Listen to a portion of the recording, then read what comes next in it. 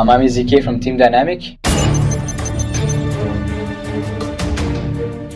My position in Team Dynamic is the main opper. To practice my op, what I like to do is I usually just go on deathmatch servers and I try to scrim as much as possible. I think the main thing is scrimming a lot, because in deathmatch you can improve your shot, but you don't really improve your game sense and that kind of stuff.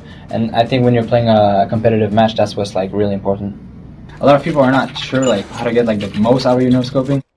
What I usually just like to do is I just like to pull out the op and I wait until like it stabilizes on the screen, and then I usually just shoot. And it's not always accurate, but that's the way you can get it to be like the most accurate. Like right now I'm aiming, if there was a guy right there, and I'm pretty far away for a no scope too, and like all my bullets are going pretty accurate. But if I'm not doing this technique and I'm just shooting as fast as I can, the bullets are gonna go like all over the place.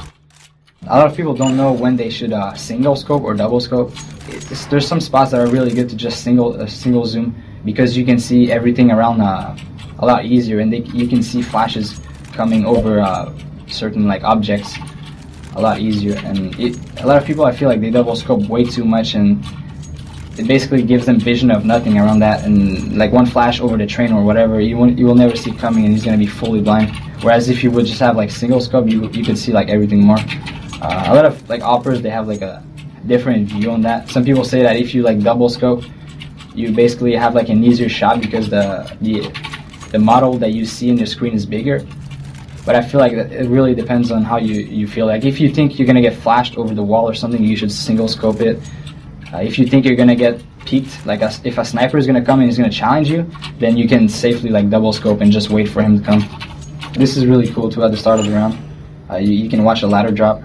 You can call to your team when there's people that go down the ladder, and when you have that information, usually your teammates can throw a Molotov or a smoke behind the ladder train, and that's completely like going to disable anything going out the ladder train.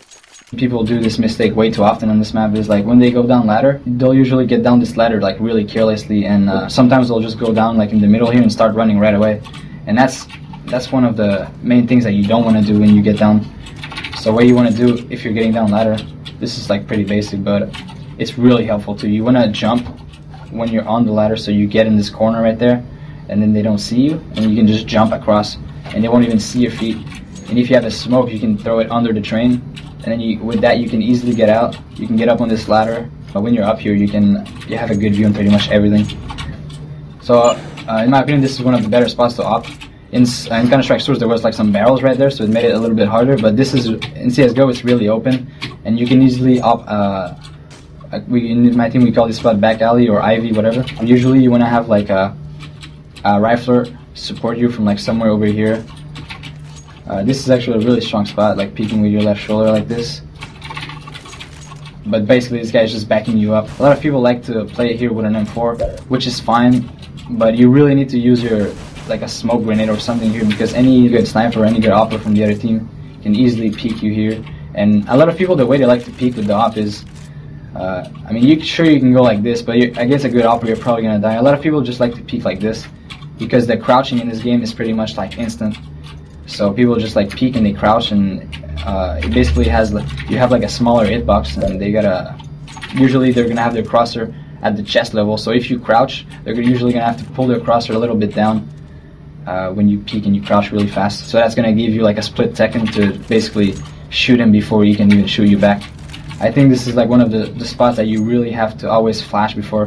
What you can do, that's something I really like doing actually, is having one of my teammates stay far back, and he's gonna hold a flash, and I'm just gonna get close right here, and as soon as I'm ready to peek, he's gonna flash for me from far away. So it's gonna be like an instant flash. They won't have time to dodge it. In my team, we call those like pop flashes. And right after that pop flash, I can peek, and then I can hold this angle. And if the sniper is obviously going to be blind, so he's going to back off, and I can post up on the angle, and if he re-peeks me, it's going to be an easy kill for me. And while that's happening, if I have a couple teammates right behind me, they can start getting close, and they can start taking control of this spot. And then when they get close, I can pop flash for them again, and then they get out. Usually you want to smoke one side out, and then we can usually just get out, take control of this. And when you have control of like basically this whole lane, if you control this whole area, it's really easy to on this map to win the round.